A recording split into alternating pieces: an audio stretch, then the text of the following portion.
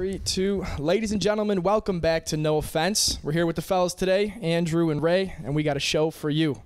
Our guest today is Young Nero. What's going on? What's going on? Andrew's brother. What's up, bro? How you doing, brother? Good, man. Appreciate Thanks for y'all coming having on. me on again. Yeah, Again. for real. Yeah. How about that, Drew? Yeah, what happened Let's not talk about that. That was a little bit of a fuck up on my part, but you know it's okay because we're here now. We're doing it better. 4 hours of gold gone down the drain. No, you know I'm better. I'm glad we have it now because the setup is just way better that we have, Yeah, 100%. and everything is just more dialed in. I don't know. I like the old setup. With the iPhones? Oh, did we film on iPhones? Yeah, we had Did we? iPhones. Was it that one? Yeah, I think it was like, a Nick, couple iPhones. make sure you keep that close to you. Yeah, it's a little echoey up and down. We'll have a better set next time. Can you hear me inside you now? Yeah. So what you been up to? What's some new stuff you're working on? I got a lot of shit I'm working on now. I'm just dropping music consistently now. I'm kind of like going like the Rust pattern now. And instead of a song a week, I'm gonna drop like a song every 2 weeks. I got a song dropping next week called Devil, so I'm looking forward to that. And then I got a really dope song coming after that. Another 2 weeks after that called Friends and Enemies, which is like on some like boom bap type shit. Oh, I like that stuff. I got a good question for you. That for someone who makes music, do you like every song that you put out? I generally think every song I put out is the shit. Yeah. I love that. I always wondered that, like, if you like personally liked all of them, or if I mean, there were some don't that were better. get me wrong. There have been some songs that I've made that because sometimes you're in the studio and like people have recommendations or ideas and stuff that that you try and then you're not really crazy about it. Because so there are like I'd say like in my career there's like a handful of songs, like literally just a handful that I'm just like not crazy about. They sound good, but I'm just not crazy about them. What's your favorite one you've put out so far? The favorite song I've ever put out? That's like asking me to choose like which child is my favorite. I don't know. Right now, what I'm bumping right now, it's like unreleased. So I don't know. I should say this. Which one do you think has the most potential? The most potential? I think they all have fucking potential. Yeah. I mean, I don't know. I feel like I make like grade A like quality music, like just beat wise, because I pride myself on my beat picking techniques. Because like I feel like a lot of rappers like they just hop on any beat that they come across. It's like you gotta have an ear. Like like look at Quincy Jones. Like he's Quincy Jones for a reason. Because like. And like people say DJ Khaled don't do shit, but at the end of the day, he has to put his hands on his hands on the production and make sure everything sounds good, and it's his ear at the end of the day, and he's got a lot of hits under his belt, There's definitely a talent to finding good artists to put on a certain beat and putting together a whole album. People say it might not take a lot of talent, but I think that doing that and putting people together and finding the great artists to put on this and finding the perfect orchestrating everything is definitely a talent. So you got to give him props for that because Scott that does take talent. Scott kind of saw that too when you were working with him for a while. How was that? What was that like? That was fire. It was like that must have been an insane experience. Yeah, that's actually a dope story. We actually reached out to him and I didn't think it was actually gonna work, because it's fucking Scott Storch and shit, But my manager reached out to him. And he's like, yeah, I'm reaching out to him. I'm like, good luck with that. Like, You're like, yeah, it'd be great. It'd be awesome. But the next day, he emailed us back, and he wanted to hear my music. He won't like, he's go gonna blind. have to listen to your music before he like even chooses to fuck with you. Just like anybody in his position. I mean, even somebody like myself, like if I'm gonna do a feature with somebody, even at the level I'm at, like I want to hear like their music first or like what they plan to put me on to make sure it's like it lines up. Yeah, something like good quality. Like I don't want to hop on like any song, because like I'm a type of person I gotta like feel the joint, because if I don't feel the joint, like I'm gonna bring my A game to whatever I'm on. Even if like if DJ Khaled called me tomorrow and wanted to put me out a song and I didn't like the song particularly, I'm still gonna hop on the fucking song, because it's an opportunity. Yeah. But I know I'm the type of person I am. I'm just gonna kind of bring my own sauce to a feature that I'm doing, But, so he listened to my music and he reached back out and wanted to work, So we flew out to LA. I was pretty... Were you freaking out when he was like, yeah, come on by? I wasn't freaking out until like the day of that I was pulling up to his house. So like we go, day comes, it's me, Drew, my manager, and I actually brought my engineer with just in case. So it was the four of us. We go to his house. He lives in the hills, right? We're just winding up this hill, and the closer we're getting to the house, the more fucking anxiety I'm getting. And I don't. But here's the thing, though. I don't get starstruck by people. Like, I've met a lot of people. I don't really get starstruck, you know? Yeah. And I wouldn't say it was like a starstruck feeling. It was just nervous, you know, because like you know, as an artist, you want to perform and stuff. And I'm confident in my shit, but it's always that like little doubt in the back of your head. Man, what if I come up with some trash today? Yeah. Like, I've been doing good so far. What if I come up with some trash today? Yeah. But no, we made some fucking classics, in my opinion. And so what was it like meeting him when you walked in? Like, so what was the whole vibe? We go up to the house, and on the doormat it says "Welcome to the Storches." Legendary. So we knock. His co-producer Vincent, super cool guy by the way, answers the door. You know, we're talking, chopping it up and whatnot. And then, you know, in his house he's got a lot of dogs. You know, so they're all barking and stuff. You know, and it's really loud. And then all of a sudden you hear, "Shut the fuck up!" Enters Scott Storch.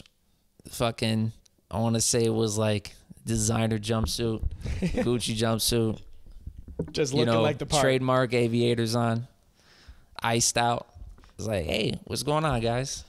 Coolest guy you could ever meet, man. That must have been so sick. He's like, yeah, man. So, you know, we're gonna cook some shit up. You know, we'll order some pizza. You know, super cool guy, man. After like day 2, day 3, we didn't know if we were gonna finish the 3 tracks that we planned on doing. So he was like, man, if you guys stay some extra days and stuff, I know you got like, you know, an Airbnb, you could just, you know, crash at my place. Damn. I was like, what?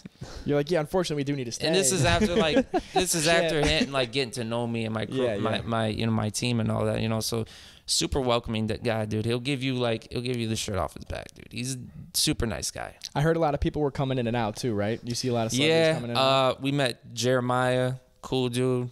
That dude is any epitome of like a rapper / singer that you could think of, like on some flashy shit. That's it, man. Yeah. He pulled up on a scooter in a Versace robe and Gucci slippers with shades on. Seeing what he's doing. Scott's like, yeah, we're just in the studio. He's like, all right, I'll be back. Went home, put on a fit, walked in with 2 bad bitches. Got another bitch Got another bad bitch on FaceTime. I'm like, yeah. This is that energy. This is that energy. That must be addicting. I'm surprised you didn't just stay. Yeah, when you go there, it's like it almost puts a kick in your ass. You're like, fuck, this is what it could be like. Yeah. Like, obviously, motivation or I would say motivation at the time is cool, but having that inspiration afterward is definitely like what you want. It's cool to see someone did it. Yeah. Like, see it in real life. We met Burner too. Burner was really chill, dude. Super cool, super dude. Fucking cool. I think he played pool with Jordan, right? Yeah, he did. Yeah, awesome. Yeah, in stereo. Yeah, they were playing pool and shit. And so everyone just like hanging out at his house? Like, just, people just come over. Like, I went to the bathroom. I took a bathroom break for a second. I walked out. Amber Rose is walking by. I bumped into Amber Rose's pregnant belly. Just like in his house, like just she lives we were just right here. She lives next door. She was friends with his wife at the time. So that's crazy. So that was. I'm like, oh man, I'm so sorry. And I looked up. All I see is this bald head. I'm like, and then it's like 30 minutes later, we're walking by. All of a sudden, we walk into the living room. Joe Coy's there, the comedian. Joe Coy, super cool guy. Cool guy, man. He's so nice. Gave us jackets and shit from his tour. No shit. Yeah, cool dude. Yeah. Real cool dude. He was coming around promoting his new special, so he came by Scott's house and we were checking it out. He was just like taking pictures and doing promo and everything. And then after we were done recording, we were just sitting down, me, him, Scott, my manager, and just, you know, trading stories and shit, telling us stories and shit. It was cool. It was a vibe. You know, it's like when you get to know people behind the Instagram posts, you know, like they're cool people, you know. And don't get me wrong, there's a lot of people that you meet in this industry who you really want to meet, but that's why they tell you don't meet your idols, never meet your idols, because I met some people who are just fucking dickheads. Yeah. So, you know, stuck up people. And you're just like, God, you're like, I used to like you, I fucking hate you now. Yeah. It's like it kind of ruins your music for them, or it ruins their music for you. Oh, I can see that. Yeah, especially if they're just, what are they, just kind of like, you know, like assholes, like kind of turn the shoulder to you, or how are they like? You know, they think they're the shit. You know, like it's a vibe you feel off people. Like I don't know. I'm a really good judge of energy. Like I can judge someone. I could basically read someone within 30 seconds of meeting them. Yeah. And they cannot say anything. Mm-hmm. I can just base them off looks. You got that energy, yeah. Yeah. I got a 99%, assurance rate. 99. I got a 99% assurance rate. I'm pretty good. You can ask Drew. Yeah, it's pretty good. He's like, yeah, it's fine. Sure. But it's like when we sat down in his dining room, fucking insane look. His shit is like right over. His house is all lit up. Like he has LED lights all over the kitchen house. That's like, but they're Tony Montana shit. All his house is all dark, just a blue light through the whole house. Yeah, dude. Marble floors. So cool. It's cool. Crazy joint. Tony Montana type shit, man. Yeah. Wasn't there some guy next door that was trying to sell a Ferrari? Yeah. Some fucking 17-year-old. He's like, I'm trying to sell my Ferrari. My old man was contemplating buying it. He's like, you might have to like get on the plane by yourself. So I might be, driving this bitch. What do you mean he was just selling it next door? He's like, I'm trying to get rid of it. He's like, you want to buy it? Was it his? His mom was making him get rid of it or some shit.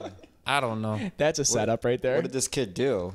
Like, I don't know. Trust fund kid. I don't know. That's wild. I'm trying to get rid of my Ferrari. He's just like door-to-door sales. Just walking to Scott's house. He's like, Scott, what's going on? Scott's like, what's going on, man? He's like, you want this Ferrari yet? Oh my That's God. crazy. Yeah, and then it's just like everything that you could like that you see in the industry on Instagram, like pretty much like happens in his house. Like and more. 1 minute his wife's cooking food for all of us, making us dinner and shit, and then next his jeweler walks in with like 1.3 in jewelry, asking him what he wants. Like That's fucking I dumb. was like, shit. Yeah. Just opens up the fucking case. It's just a different world. Like, like 15 different bust down fucking Rolexes and tennis Pateks chain or tennis bracelets, all that shit. It definitely opens your eyes to the possibilities of like it'll definitely give somebody the kick in the ass. If it doesn't give you the kick in the ass, then you're not meant for this then. Yeah. I don't know what will. That's a big kick in the ass, but yeah. The stories that guy has is insane. Because we're all just sitting down in his like sunroom area, and the stories he has are just insane. Was he pretty open about everything? That you could Oh say? my God, he's a transparent individual. Oh yeah, he's got nothing to hide. Fucking how he was all coked up, throwing fucking $50,000 in furniture from the yacht overboard because they were all high. They went out there with the captain. Him and his buddy were just throwing everything overboard in the ocean. What was the reason? Just for fun? They were just fucked because blown out of their minds, just ready blown to go? out of their minds. Just because like his neighbor didn't like his yacht parked in a certain place, and he kept it parked there and was paying like $500,000 a day just to piss off his neighbor. Holy shit! He was like, "Fuck it," That dude's got unlimited bread. That's insane. But dude is a legend for sure. So it's definitely like a privilege working with him. How does that work with guys like him with like royalties off songs and stuff? Is it like just all depends on the deal. Oh, okay. All So depends they on- renegotiate every time. All depends on the deal. We do our paperwork. So Yeah, it just depends on what people. It's usually like it depends on the area. It's like with a business deal. Not every business deal is gonna be the same. it also depends if you're a signed artist or an independent artist like myself. Oh. Independent artists like myself tend to get like a better deal because they know you're coming up and stuff. Like even Snoop said on the No podcast, like he's not going to charge an up and coming artist $250,000. He'll charge somebody else who he's not cool with in the industry $250,000. That's his rate apparently. $250,000 for a feature. And 200 and another $250 just to show up to the video. And you got an hour to shoot. When they do the features, so they charge that rate obviously, but then do they also get kickbacks? So in the industry, residual? it depends on your relationship and what you want to do. Some people will just do it off of love and just take points off the record. And some people would just exchange features. I'll do a feature for you, you do a feature for my album. Some people would just, like, here's my upfront charge, and here are my points that I want on the record. So there's a and some people just do it out of love. Some people. I saw Juice WRLD in the Juice WRLD documentary. He did that for Kid Laroi, and that like blew him up. It was like his birthday $250,000 for a gift. feature, but did it for the free. He just did it for free. He's like, I'm gonna blow you up for your birthday, Yeah, and it worked. insane. Like, he actually blew him up. It's crazy. That kid, he was like crazy. It's crazy because No Jumper went and did a whole thing with him about Australia and all that, like the Australia ghettos, and like had him out. He wasn't even like big yet. He was just like up and coming in Australia, fucking 14 years old. Yeah, he's young. Yeah. He's like 18 now. Do I you think. guys consider him a rapper? I don't. Probably not a rapper. Yeah. He's like a pop star. He's turning routes now because he signed with Scooter and all them and different with like. Do you feel that like crew. other people consider him a rapper in hip hop? I actually don't know, to be honest with you. Yeah, I think the only reason he'd be like considered a rapper is because he hangs around like some rappers. Right. So some people like might just misinterpret. I can't that. see him dropping a hard ass XXL freestyle. No. His Never. his route's completely changing now. He's going all like pop. Like his newest song he just came out with, he's like doing ballads and singing. I think it works really well for him. He has a good voice. He's more of like a feature artist, like on rap songs. Yeah. Like he's not like an actual. Like a Post Malone. Yeah, exactly. Well, I actually consider Post Malone more rap than Kid Laroi, kind of. You ever heard of Post Malone? Did you watch him do country? His country He's covers? amazing. It was like, I think so. That's what he wanted to do. That was like his Unbelievable. original path. Do you know he was originally in a metal band? he was in a metal band? Yeah. Dude, he's done everything. This guy's bounced around a lot. He's versatile as fuck. Holy shit. That dude can. That's another person we met. We met Post Malone's manager there. Oh yeah, super cool guy. No shit. Yeah. Everyone says Post Malone is like the nicest human on the planet. I'm sure. I could see Like that. I've seen so many videos of him like bumping into fans and stuff, and he's just so nice. His homie's nice, so I'm assuming if his homie's nice, he's probably a cool dude. He was too. just saying how fucking Post just sits there on COD and just goes like this, pushing A button over and over on fucking points. and just buy shit all day? He says he spends over $10,000 a day. He turned down like a $250,000 show just to play COD. Get the fuck out of here. It That's would- insane. They wanted him to fly to Japan and go do a show. He's like, I don't want to, and he just stayed and played He Xbox. just stayed. Does he stream at least? Does he make money off that? I don't think he he's needs straight. to. he makes. Yeah, I mean, he doesn't he need has to, so but much money. yeah. Yeah, he's set. He's getting dude $250 a show. That's crazy. And he's doing like Post Malone's big enough where he could do worldwide tours. Yeah. And that's like fucking. Obviously, he's with a label, so it's you don't know what his deal's like. And he probably has a deal with Live Nation and the Yeah. people who set it up. That's so the bad thing about being with labels. They, restrict you in a lot of ways. Is that the biggest way for an artist to make money, or the shows? In my opinion, yeah. It depends again on the artist's deal. If you got a 360 deal, then record labels are kind of taking a little bit of everything. A 360 deal? What is that? So a 360 deal is basically where the label gets a piece of everything, basically. Like okay. half of everything, basically. merch, everything. Merch, shows. Merch, Oh, wow. shows. Don't even think that you're gonna make money off records. I mean, it's a good way to help your career if you're trying to get to the next level, depending on the record label. Because a lot of artists, they get signed and they get shelved. Because they're not a priority artist. I see. So like that, there's a benefit if you have a fan base and if you're popping and if you're independent, it's definitely a good route because you basically keep everything yourself. Yeah. Like look at Russ for instance. Like dude's like got an entire catalog that he makes residual money off of weekly, and he controls everything. Like he controls his tours. Yeah. He was signed, and he even he had so much leverage by the time he did get signed to Columbia, and that was only for like one album. And he basically kept the royalties to all the singles off. Like they didn't touch the singles that were on the album. Like that was his shit. Do you think that you need to get to a level like a Juice WRLD, a Post Malone, or like an Ed Sheeran, that you need a major label behind you with that backing and advertising money? If you get to a Juice WRLD type level, and then Like, do you need or to that? get Like, up let's there. say you were at like a P&B Rock level or like a Low Skies level, and you needed to get to that. I know Low Skies is signed, I'm sure, but to get to that next level where you're like Juice WRLD, could you do that independently? Or do you think you need that advertising money to get that? I think you need, if you want to be on radio and have everybody and their mama listen to you and their grandmother listen to you, then I think that helps because they have those connections to program directors at radios and whatnot. But then again, we're going back to Russ. He's like, I got the money to do what I got to do. A lot of these rappers don't got the money to do what they got to do. He basically, he's like, I got the connection to the dude at Apple. I got the connection to the dude at Spotify. I got the connection to the dude at Urban Radio. But he's been doing it so long. He has the experience now too. And he makes the connections, and some of these people probably don't, or they just don't have the bread to, put up with what they got to do. I mean, the last album he did, which was funny, he actually got a business loan from a bank. Did he really? Yeah. That's so cool. He's like, I got a business loan. He's like, of course, I could just he's like, the bank is the label. The bank is the label. That's basically what the label is a bank. You know? They He's just don't like, take equity. I could pay that loan off right now, but why? That's exactly. Why? You don't say. He's so the bank basically paid for his whole album. That's cool as fuck. You know how much to get like that crazy, like, you know how much I heard this, you know how much the label spent on Jay-Z's 444 album How much? on advertising? $20 million On advertising? No way. That's why the people were, I heard 50 talk about this. He's like, you see that motherfucker's album on buses in New York. Yeah. On buses. It's like you're not going to get that unless you have that major label with that crazy money behind it. Or you had $20 million to blow. That Times Square billboard is like 50,000 for like a few hours. Is it really? Yeah, either 50,000 for a few hours or 50,000 for a day or something like that. That's fucked. I believe that. That's crazy. Yeah.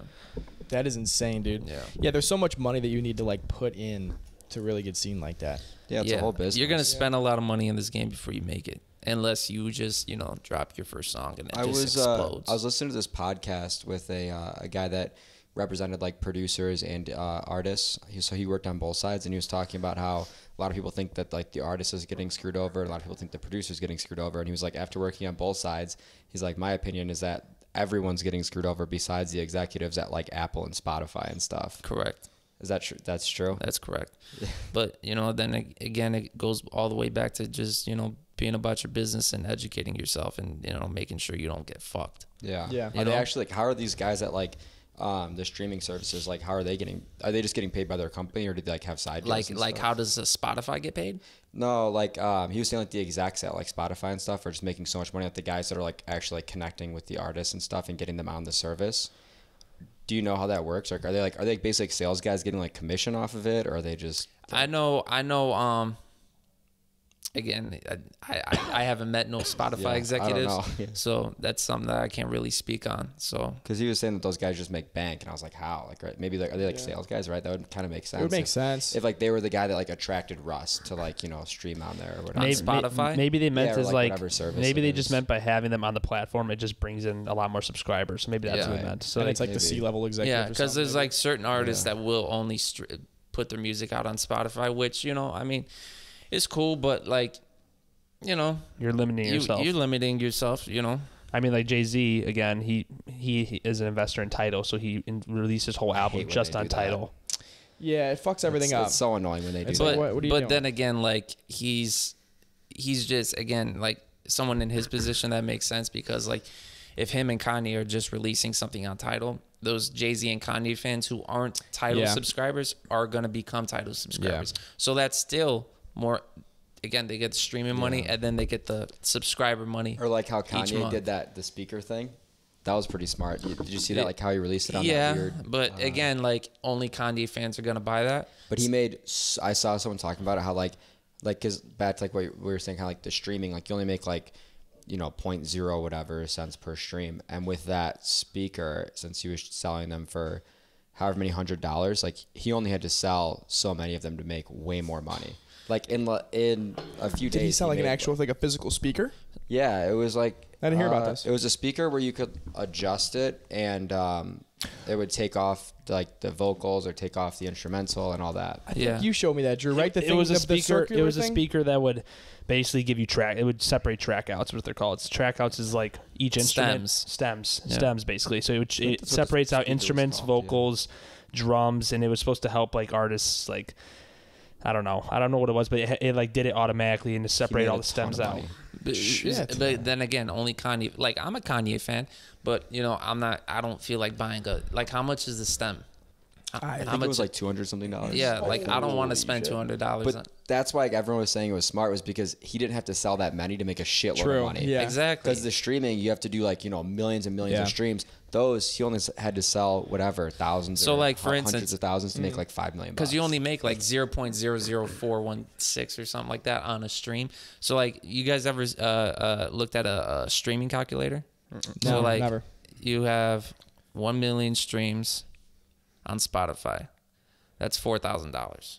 That's insane. Shit. That's $4,000. But then again, like it's hard to get 1 million streams for some people. Well, that's what I'm saying. But people, it's not hard. as much as you think. So like, I would think you make more. People, off 1 million but these streams. guys who are getting big streams, it's like people that are getting signed to these labels don't think it's a lot of money at the time. They're like, okay, I'll give away my streaming money. But if you're getting 4,000 stream or $4,000 on just Spotify for 1 million plays, like people like DaBaby and everything, they're getting like 3 million streams a day. Yeah. Fuck. So like for instance, like no wonder they're dropping all that. So like for instance, like a label, they'll give you like, let's say they give you $1 million, right? Boom, off the top, taxes, because that's considered an income, which it's really not. It's just money for your album, but still, boom, off the top, taxes, So let's say like 45-50% off the top. you know, and then from there on, you have to use that money to, you know, do what you got to do with the album, you know, and then the label has to make their money back. Yeah. So once the label gets their money back, boom, kicks in your deal. What are your percentages on royalties? Michael Jackson didn't have like an amazing deal. And then we're talking about the 80s, you know, so like he didn't have like an amazing deal, you know. I mean, he did, but he wasn't making crazy money. That was a shitty time. The only though. reason he was making a lot of money was because he sold so many records worldwide. He was making money, a volume guy. But imagine how much he could have made if he had independent. If Michael Jackson was independent today and alive, how much money do you think he would make if he just dropped an album tomorrow? Also, an enormous amount of money, but different times too. Back then, no social media. Yeah, you needed a label. The ability, sure. you needed a label. Yeah, the ability exactly. to be able to pop off and be independent is so new, and you could do it not easily, but it's the easiest it's ever been. It's the most accessible it's ever been with streaming services, YouTube, TikTok, Instagram, Facebook, all social medias. You could be seeing one viral video on a TikTok, and all of a sudden your song's popping off, getting 50,000 plays one day, and it's also all of a sudden gets added on playlists because they see it's popping off, and then it's a domino taking effect. away a little bit from those like huge household names, because of course, so many people are getting famous so quickly that there's just so many of them. There's not as many like Michael Jackson. Let's be honest. There's like a handful of household names like right now because the game is so saturated. Right. You know, like to become a house like the Travis Scotts, the Jack Harlows, the DaBabies, the Kanye West, the Jay-Z's, the Megan Thee Stallions. Are those just because they're the big guys in the label? Cardi B, Migos, Lil Baby, and then Drake. Who else? Yeah, not a lot of like new ones. It just moves so fast because 1 year you have Lil Pump who's going crazy. Pump was huge. Next 2 years later, who's talking about Lil Pump anymore? Do you know who's got a lot of fucking money behind radio play? They got to Doja Cat. Doja Cat, she's big. Bro, I'm driving in the morning, turn on the radio, hear a Doja Cat song. Next song, Doja Cat song. Other radio station, Doja Cat song. I go back to the original station, another Doja Cat song. She's big. She has like a good personality that she set up on TikTok and stuff. Like she's funny and everything. She's got I love her. There's definitely a science behind like building the image, like the brand. Building the image and the brand is like probably the biggest science behind it. I think a real good PR firm. The best thing you can do is be yourself, but then again, it's not as easy as it is because some people aren't comfortable with being themselves. And if you are yourself, then you know people are fear that people may not understand you. Yeah, you know what I'm saying? Like people may not understand your humor or your point of view on things, but I mean, it was hard for me to just kind of break out that that kind of barrier. Like now, when I finally actually like when I did TikTok, when I first got TikTok, like I didn't get it. Like Drew kind of got it more than I did. Yeah. And like Drew posted a fucking video of painting a wall, 3,000 views. I posted a video of like a hard ass freestyle, 300 views. I'm like, what the fuck? Your fucking dig video was hilarious. Yeah. So and they're getting a lot of views now on those. So once I started not to give a fuck, I just got agitated and I was like, fuck it. I don't give a fuck anymore. I'm just gonna fucking post whatever. I just don't give a fuck at this anymore. And then boom, views. Yeah. 400,000 on this video, 7 million on this video, another 300K on this video. I was like, wow. It's the things that you don't expect to pop off that pop off.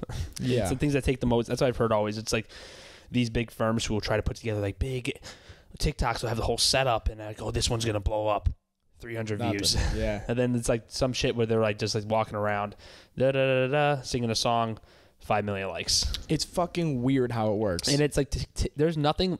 I don't think there's ever been anything like TikTok.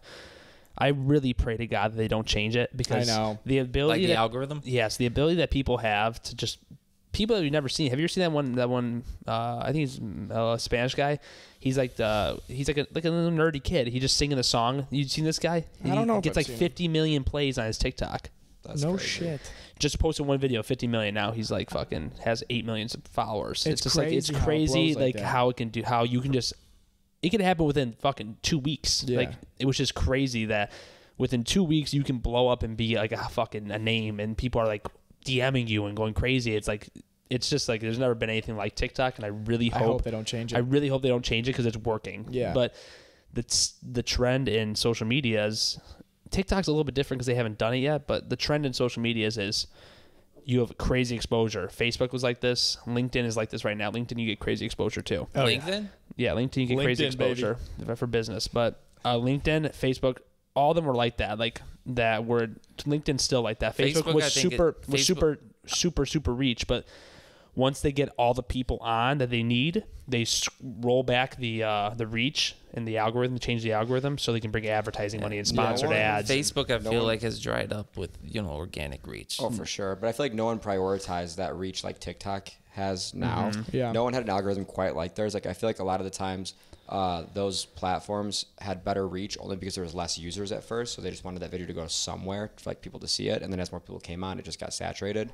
Where TikTok is prioritizing no matter how many users reach is available. They're prioritizing the creator. Yeah. Yes. But they're not prioritizing their bottom line dollar amount, which will come in, which comes anyway. Because they got running it smart. They got advertisements that you could run. Well, that's the thing too. Like, look at a majority of these TikTok advertisements. It's all product placement on the creator's platform. Like, a lot of the ads are from the creator themselves. It's not like a separate ad like Facebook always has, where it's like you're scrolling through your friends and all of a sudden there's 3 pictures of random shit. The other important note on like the difference between the apps is that Facebook, Instagram, those things are built for like your connections and to be friends with someone or to follow someone. TikTok wasn't built for that. Yeah, it was literally a creator first platform. Yeah, it was built to be a YouTube just to scroll and find stuff. Like, look how hard it is on Instagram now to get, it's organic impossible. reach. Yeah. That's again because they prioritize like seeing your friends' stuff. Like, what order do you see your friends' stuff? They don't really prioritize how often do you see like everyone's stuff. Yeah. You gotta like really post some crazy shit to like. Yeah. And now they're like copying TikTok with the reels, and that's where they're like any new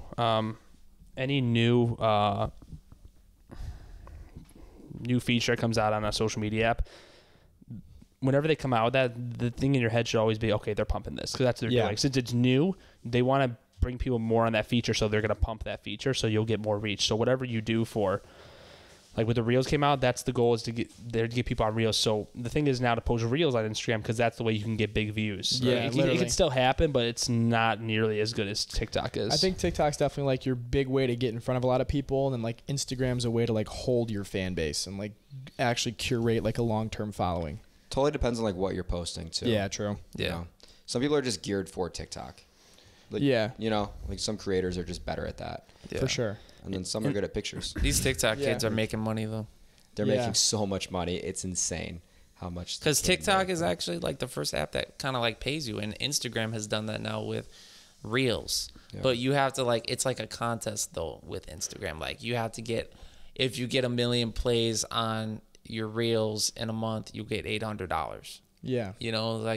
But with TikTok, they just pay you. Really? They pay, They pay you per view though on TikTok. That's crazy. That's awesome. Where the fuck's our money? What do you mean they're paying per view on TikTok? Yeah, you guys set it up. There's a creator. Again, what are we doing? You got to get to a certain level on TikTok. You have to have over a million views. When my POV video was blown up, like they started it's like in a video game, you unlock the next level. It's like, oh shit, I didn't know I could do this. And they pay. This is some cool shit. That's awesome. Yeah, it's pretty dope. If you're like, if you're like an Addison Rae or somebody like that, making like, TikToks every day, getting crazy views, then yeah. Her story is insane. How fast she blew up and how like she turned that into like a whole career. We had when we had a song, we actually got a post from her. Really? Yeah. When we had like 3 million followers. Oh, I did. That's awesome. For Blue Strips. I could see. She did a video to it. You know how much she cost us? How much? $250. That's it at that time. Now was she charging like what, 50 grand? 50 grand a pop. Oh my god. Damn, cheers. Jeez. Cheers, brother. I need a little bit of a re-up here. Jeez, not on. We'll take a little break. Or you got it with you? He's got it right next to him. Oh, I thought I did. Actually, I don't. That's whatever. Fuck it. Yeah, my nasal passage is clear now. How's it like being a father? Oh, yeah, you forgot to ask me that last time. I know. Yeah, I know. I was like, is he going to ask or should I just bring it? No. Yeah, how's it like? It's good, man. It's a good feeling. It's like, it's unconditional love. I could imagine. So it's true what everyone says. How, like, just a second you have, you're like, I couldn't love someone this much. Absolutely. That's crazy. That shit. First time I... You're the most cynical person in the world. Honestly, I don't really... I'm pretty capped off with my emotions, but like First time really I've ever cried in years. That's awesome. Having my son. That's so cool. That's gotta be a cool And it feeling. probably wasn't a feeling that you could imagine, right? Like you knew that you would feel that way, but then whenever you felt it didn't hit me until like it hits people at certain different levels. Like certain people, it hits them when they first find out they're having a kid, halfway through the pregnancy, and then when me, it hit me when he came out. He just came out. Eyes open, alert. This kid's gonna be a genius. He's gonna be a fucking genius. Alert. He's gonna create an app or fucking do some crazy shit or have the hottest mixtape or something. Like, I'm already. You're gonna get him in the studio day one. I'm already working. Oh yeah, singing lessons, piano lessons. He's gonna be like fucking the next Ed Sheeran or some shit. What if he tells you, Dad, I don't want to do that? If he doesn't want to do it, then I want to play baseball. If he wants to play baseball, I'm gonna make sure he's the best baseball player around. Love that. I'm not gonna force him to do something just because I like it. Like, I'm not gonna make him achieve my dreams or you know, or like do something that I want him to do. Live because vicariously through he's him. not. Yeah, I don't think that you should live vicariously through your kid, even though we all secretly like want to do it. Like, I'm just not gonna do that. If he wants to be a doctor, I'm gonna make sure he has everything that he has at his disposal to be a doctor. If he wants to be an entrepreneur, then I'm gonna find out what type of business he wants, and I'm gonna support him 120%. And if he wants to go into music, then I'll support him 120%. What if he tells you he wants to go rack carts at Meyer? It's his dream. What are you gonna tell him? Get the fuck out of here. Isn't his baptism on Sunday? Yeah. Drew's real Drew, excited. are you gonna go? I get my Michael Corleone on. Oh, there we go. He's the Godfather, no? Yeah. He's a Big dog on Godfather, campus. yeah. Great Godfather. I mean, great pick overall. Yeah. I'd say. Aren't you excited? Aren't you excited? I'm super excited, yeah. Drew's super religious, if you didn't know. Yeah, he's super religious. He was telling me last night actually how religious he is. It's amazing to see his love for the No, Lord. man, but like when you have a kid, your grind just kicks up 100 times more. Are you sleeping at all, or are you just? I sleep like He full sleeps fine, dude. I sleep 4 to 5 hours a night. You're sleeping fine. I sleep Mommy's taking care of everything. Are you? Hey, Are yeah. you? Yeah. Is she? My girl takes care of everything. That's good. She's a but good in mom. general, of like work and stuff, like it's just every night I get home and just if I'm not like uploading music or like thinking of content or like just doing stuff music related, I haven't been recording much because I got so much shit in the vault, so I'm just focused on more marketing stuff. Like we've been focusing on more like TikToks and advertisement, and I got so much music. Like I said earlier, I'm just dropping music every 2 weeks, so I'm just working on marketing. So I'll be up until like 12 o'clock, 1 o'clock in the morning on the computer, just setting shit up and doing shit like that. So like I get an average of 4 to 5 hours a night.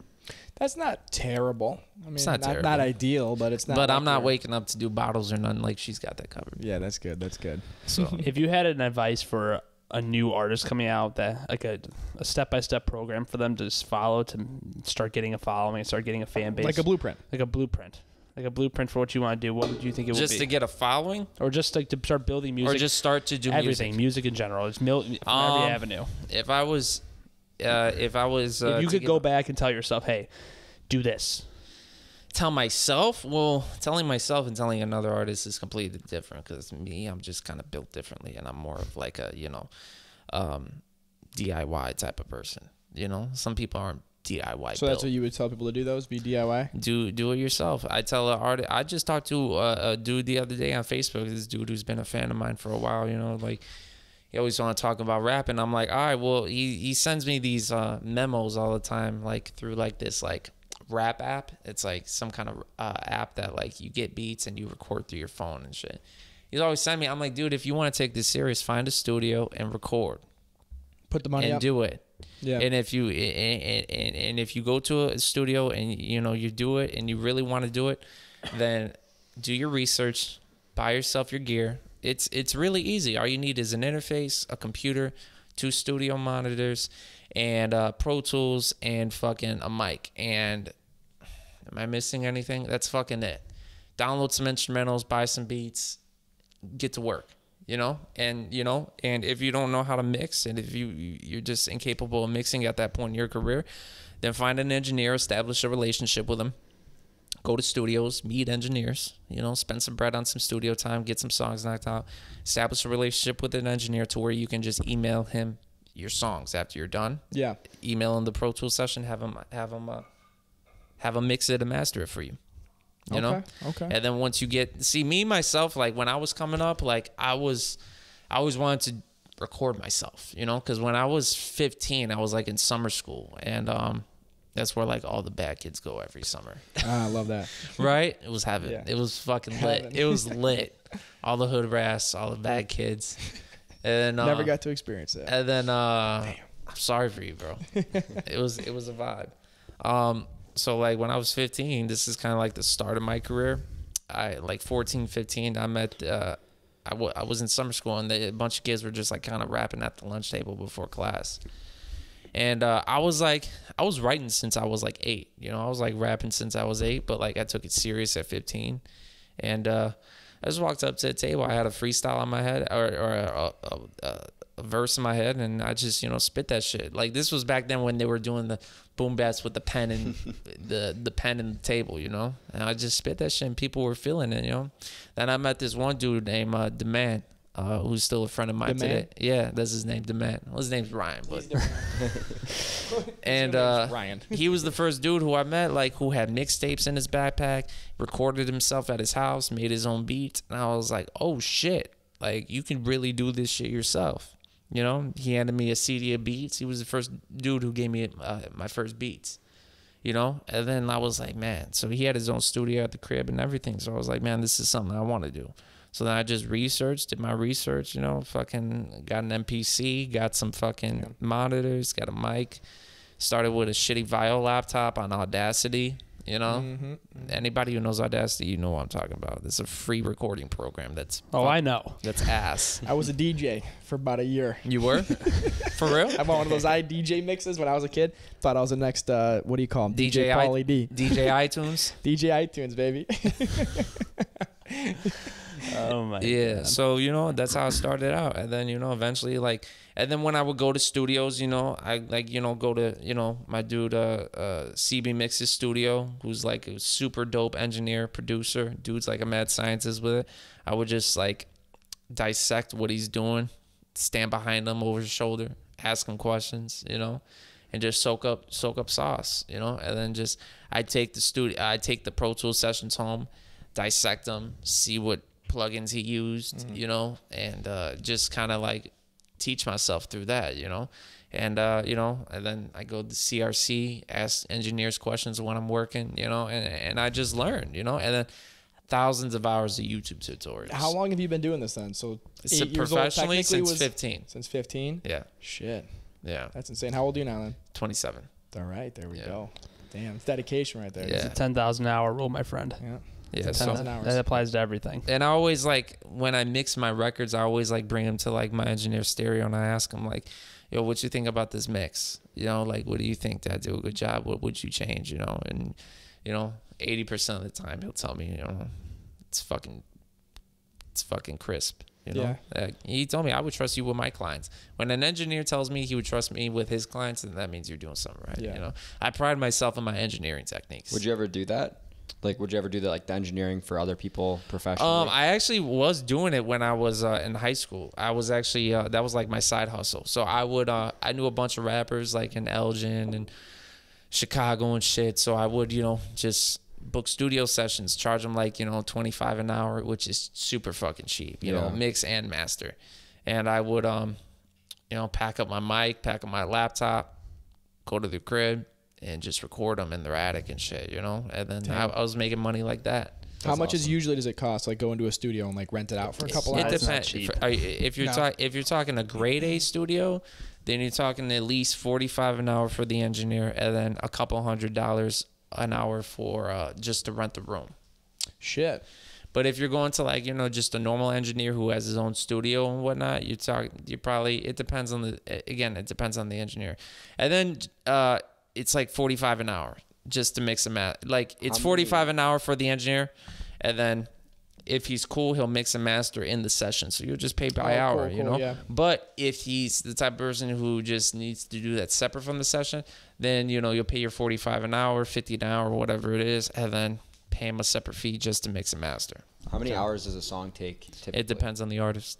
Really? It depends on the artist. Some people record records in 15 minutes. Some people take an hour or two. But for the engineering side, is that also? Oh, engineering? Again, it depends on the song. If it's like a 2-track where it's just like an MP3 and some vocals, it's pretty quick.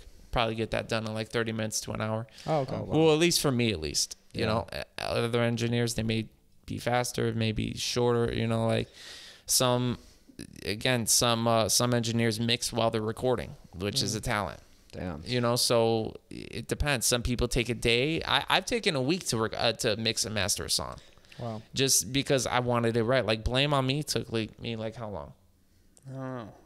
Like a week or two. A week or two. Damn. And is it like really important that you vibe with the engineer you're working with, or can you? Yeah, just that's important to me. Yeah. Like if the engineer's a fucking weirdo and like socially awkward, then like socially awkward. Then like I mean I'm socially awkward sometimes, but like I met some engineers like that just don't speak and just complete like pedophile suspects. You know, like I worked. There was one engineer before, but it wasn't my engineer. It was like I was doing a feature. You know, I was at the studio doing a feature and just like, I don't know, he was a fucking weirdo. And you think you have to, when you're working with like professional guys, like how we experience, like explain to them how quick they need to be and how on top of their shit these engineers gotta be. Yeah, it depends on the artist too. Like me, I'm an understanding person. Like I know what goes into engineering and I know like things take time sometimes. And I know things need to be, you know, some things are quicker than others, and I know what takes what, you know? Yeah. So another thing that engineers sometimes do, engineers will act like they're doing shit, but they ain't doing shit. They're just flipping through plugins and just acting like they're doing shit, twisting knobs and shit just to run up time. You can't do that. You can't do that shit with me. You can't do that. Nah, fuck that. You can't do that shit with me. So it's important. How do you know? Just because you've been because I know I fucking know. I'm like, what are you doing? You're just fucking turning the knob up and down. Or fucking engineers will like act like they're doing something that you ask them to do and they're not. Like some engineers will be lazy and just engineers are the most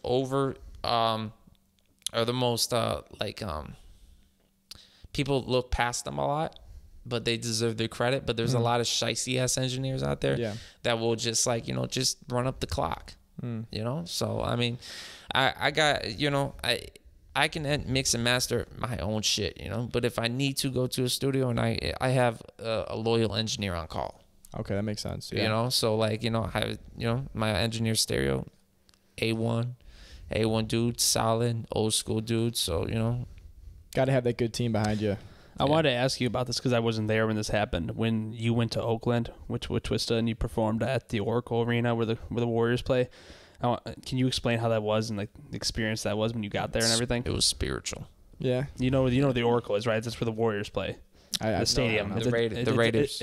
No, the Golden State Warriors. Oh yeah, the Warriors. My bad. And it's like the size of like the United Center. Oh shit. Yeah. That's insane. Yeah. What's it like when you're like preparing? Like how does that go when you come in? Yeah. Talk through that. Through that situation and what it was like and going through. So basically, like, I was on tour with Twister in California. We went to like Fresno, San Francisco, and we went to Oakland, and he was doing a summer jam, like a summer jam joint, and those are huge. You know, those are always huge. Yeah. And he gave me a time slot on his set, which is like, dude, I'm always grateful for that. Yeah. You know, like you can actually go peep that performance on YouTube.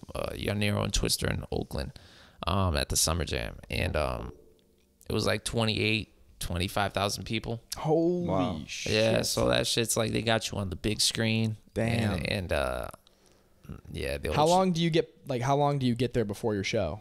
We got there probably like maybe an hour before, you know, and you know. Are you rehearsing? Are you prepping? Or are you just like chilling and you're waiting to go up? I was nervous as fuck. Yeah.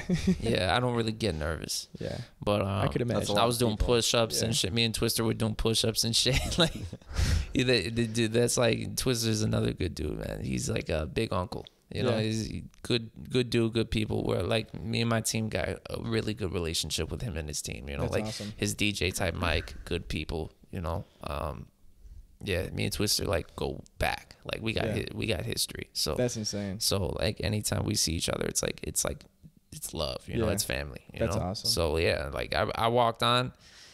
He gave me like a golden red carpet introduction, And I just walked on and fucking put my sunglasses. That's the only time I really wore sunglasses during a performance, because fucking... You were just like... yeah, it's kind of just shields you from like people seeing your eyes. Yeah, you know, sure. like I just don't. Yeah, I just was nervous. I was nervous. I'm not gonna lie, I was nervous. You know, but I'm never too nervous to the point where I'm gonna fuck up my set, because the adrenaline kicks in. And just I walked on and I just blacked out and did my thing, and then that light hits you, man. It's like. Yeah, do you even remember like being up there? What's that? Do you remember being up there? Or did you just completely Of course, I remember. Yeah, like but it's like just go the adrenaline just goes, and you just, you know, that's the point where you find out if you're built for this shit or not. Yeah. You're either built for it or you're not. Because some people, it goes to everything, man. Being an artist, like, there's a lot into it, man. Like, you know, your image, how you make music, how you handle adversity, how you perform, you know, like, do you have stage presence? Like, there's a lot of things in it, man. Like, some people can make great records. Some people are great writers, but they don't got stage presence. I've met a lot of people like that. I could see that pressure building up. I mean, that'd be kind of tough to you know, like some people, like, they don't rap in the mic. Like, I like the way I watch people, like, when I'm at shows, like, how they perform and whatnot. Like, you know, like, before I'm going on, I'm like, man, he ain't rapping in the microphone, man. He turned his back on the crowd. Like, he's like acting like this is a hangout. Like, he's not engaging with the crowd. Like, I analyze all that type of stuff, you know? Like, I'm always engaged with the crowd. I never turn my back on the crowd. I learned that because when I was 8 years old, I had a magician at my birthday, and he told me, you never turn your back on a crowd. That's crazy. That stuck with you. I don't know why it stuck with me. I don't even know if it really applies in music, but, like, you know, like, I always maintain eye contact with my crowd. Well, if you ever want to be a magician, you know the good rules then. Yeah, exactly. Yeah. Which performer do you think has the best stage performance and all that, or which artist that you've seen? I've only seen a handful of like major artists perform. Like, I saw Wiz Khalifa perform. We saw Mac Miller perform. Who else? I saw Lil Skies perform. He's wild. That was fun. He gets wild. That, you were with us, right? Yeah. Where was that? That was like in a weird place. Yeah, we were at the fucking we were at this old school theater, bro. That theater is nothing special, like bro. 300 degrees. There's no AC. There's no AC in it, but it was a free show. It was so fun, actually. As soon as that show was announced, bro, boom, I got 10 tickets. Yeah, I can't believe you had all those. Those were fun. Yeah, it was like a last minute thing, wasn't it? Yeah, that was literally like 100. Dude, I'm like, I'm over here like, I'm gonna put on my best friend. I have a t-shirt on, I have my jeans on. I'm gonna look fly and shit. Bro, did I fucking regret that? My jeans were soaked. It was disgusting. Actually, it was actually disgusting. Yeah. Like, you walked out there, you felt like you were just got out of a 500 degree sauna. He was like an hour late too. Disgusting. Like, this dude was fucking backs against your fucking face. This bitch's titties are against your fucking face, and she's on her fucking period, so shit's smelling fucking raunchy. Like, it was not nice. Skies was even like, man, bro, like, ain't no fucking AC in this bitch. He got in, it was underwear. Oh God. Right, shit was lit. He's a good performer. It was fun. But like, I really liked Mac Miller's performance. I don't know why. I just like vibed with it. I could see him being a good. Mac Miller was the very first major concert I saw. Very first concert period actually I saw. And when I have front stage access. So I was right there in the mosh pit, just like, man, like when he came out, bro, it's like, man, it was like, again, like another, like, I don't want to say spiritual, but like, it's like, I don't know, maybe because I'm an artist, it's like, man, this is what I want. Like, I want that. You know, like seeing it. He has good energy too. Like, that's just what he was. He just has good energy. He was really pale at that time. I think he was like really like heavy into the drugs at that time. You know, so is he one of your inspirations? It sucks that he's gone. Yeah. He's really. He's like, you know, there's a lot of these artists that are dying, and like, you know, we don't know them personally. Like, obviously you could be sad about it, but like, he's like the first artist that like actually like that. It really that felt went, emotional about it. Like even my dad like felt sad that he was gone. Like, damn, dude, he was a really good kid. Yeah. You know, like, and I turned my dad onto his music when I was like in high school. You know, like when Kids came out. Yeah. He represented such like a subculture and like a time in everyone's life. Like whatever those 4 years were, he represented that. He represented the independent artist. He was like the first person to really represent the independent artist. Yeah. I feel like I always thought he brought so much like positivity too. Yeah, like, you could tell. Sometimes you could could see through people's fluff and bullshit. You could tell how he was acting is how he really was. Oh, like, for sure. You can smell bullshit. Like when people are acting, how they're acting, what they're doing. You could smell through it. With him, you could tell that it was really like legit. Did you guys watch his show, Most Dope House? Yeah. When he had that show. Remember that show he had? Like a season maybe. Where he had the Fisker and you broke down the highway and all that. Yeah. It was so fun. Remember the Mac Miller show we went to? Yeah, that was something I don't remember. Which one? Huh? Which one? We talk about the one in Tinley Park, the one in Milwaukee. The one in Milwaukee. You don't remember it? Oh, no. I'm not surprised. You were passed out. Yeah, I passed out in the fucking crowd. Fucking Drew. It was like me, Drew, and Shane, and fucking we're partying, you know, and fucking Drew just passed out. Like Drew hit Drew hit a joint, and like they're passing shit around, you know, and like I'm like, yeah, you know. Then I look back, he turns around, looks at me and Shane, and he's like, Timber. And when me and Shane catch him, I'm like, what the fuck? Oh like, I'm God. like, you better fucking wake up. What the I'm thinking like the shit's laced with something, you know? I'm like, wake the fuck dude, up. Honestly, it was hot in there, and I think it was just like He was dehydrated. I just didn't drink anything. I was like, dude, I'm not explaining to security. I'm definitely not explaining to mom and dad why the fuck you're passed out right now. I'm like, wake the fuck up. It's not even like I was just like I hit a joint I couldn't handle. Like at that point, I was like I was smoking a good amount. Like I was fucking young. I was smoking. I wasn't like a fucking rookie at that time. Like if I did that now, I'd pass out. Yeah, because I don't smoke. Yeah, you haven't smoked in so long. Yeah, so if I did that now, I'd pass out. Back then, I was just fucking dehydrated. And that was terrible. I remember we're sitting, dude. I don't even remember. Dude, the he show. was a runt, bro. He was out, like, what were you like, sophomore? Yes, I was young. Honestly, dude, that was probably younger than that. When He was went. a runt. We were, Holy shit, dude. Yeah, that was. I remember him coming out with the guitar. That's it. Chance the Rapper was there too. Yeah, Oh, Chance, was he? don't That'd remember be that. fun. He was the Don't remember opener. that. He was the opener. Yeah, isn't that crazy? He was an opener. that's insane. He was an opener. Yeah. Holy cow. I think he was like. I think that was Mac was the first artist who brought him on tour with him. It's cool Really? to like go to concerts like that because you witness history, you know? Yeah. It's like no one's going to be able to see Mac Miller live anymore, you know? Like you were able to see him, you know? I saw him like twice, That is insane. you know? I saw him in like, you know, more, I saw J. Cole.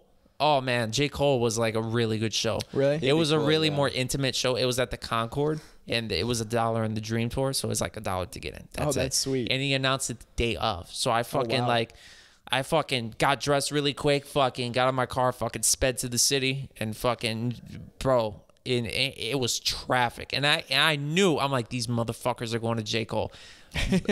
The same cars are with me the whole fucking ride. I'm busting turns. They're making the same turns. I'm like, these motherfuckers. So I'm like bobbing and weaving trying to get there and shit because it's first come, first serve. You get a ticket, you don't, you're fucked. And you know, and then you get your stamp, and then it's like you can't go nowhere. You got to stay there. Yeah. So I'm fucking standing in line, bro. And I actually handed my demo to one of his people that day. Oh, did you really? Yeah, but I was young, bro. I was super nervous and shit. You're like, take this. Yeah, so and the shit that I was making back then is nothing compared to the shit I'm making now, you know. But yeah, every show I go to, I look at it as an opportunity. Like, dude, when I went to the what was it? What was the Wiz Khalifa concert called? Not Up in Smoke. Under the Influence tour. Under the Influence. Yeah. I fucking was waiting outside like the gates of like the tour bus. I was trying to sneak in. Every fucking show that I go to, that like I'm just like buying a ticket at, I always look for a opportunity to sneak in and find like an opportunity to get my demo. I always bring a demo with or a flash drive with me to give to people because you never know who you're with or you never know who you see. Like I see, like, bro, I'm low key a stalker because I watch people's YouTube videos, I watch their Instagrams, I see who their cameraman is, I see who their manager is, I know faces. So fucking when I see so and so's cameraman, yo, get this to so and so, yo, I'm an artist here, this and that, this shit's fire, bro. Check me out. Like I do that, you know, so I'm standing out trying to get in by the tour buses and shit, you know, so that's insane. That's the work right there. That's what bro, you got to be a stalker in this industry if you're gonna if you really want it, you're gonna turn into a stalker, you know. Kind of a funny thing, you know, Interscope, don't they have that rule that if you go in there and try to give your shit to them, they'll blackball you. They'll never listen to it. Oh, really? Wow. It's probably smart. They probably get such a flood of people. Yeah. Who's that does that? Interscope is like one who have like Eminem. It's a really big label. Oh, okay. It's like almost like an Atlantic. You know about record. Interscope? No. Dude, Interscope, man. Jimmy Iovine. It's like Eminem, Dre, all them. I know 50.